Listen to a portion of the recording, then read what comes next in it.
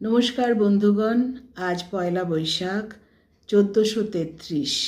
এই শুভ সকালে আমি সবাইকে জানাই আমার আন্তরিক প্রীতি ও শুভেচ্ছা।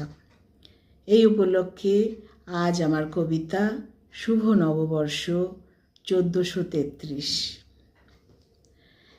এইবার বৈশাখ এসেছে মৃদু পায়ে, উত্তরের হিমেল তুষারের ওড়না গায়ে, সকাল সন্ধ্যা এক শীতল পরশ নিয়ে, এক দমকা ফুলকো হাওয়ার আতর মেখে ধীরে ধীরে বৈশাখ হাজির অন্তরের শাখে।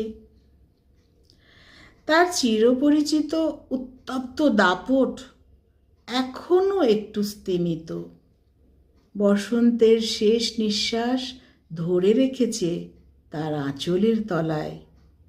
তাই তো প্রকৃতি এখনো ঝলমল, রঙিন আলোয় উজ্জ্বল। প্রজাপতি, পাখি, ফুল ফল শুকিয়ে যায়নি অতৃপ্ত তৃষ্ণায়। যদিও মধ্য গগনের সূর্য একটু চোখ রাঙায়, মনে করায় বৈশাখের আগুন, চলে গেছে ফাগুন।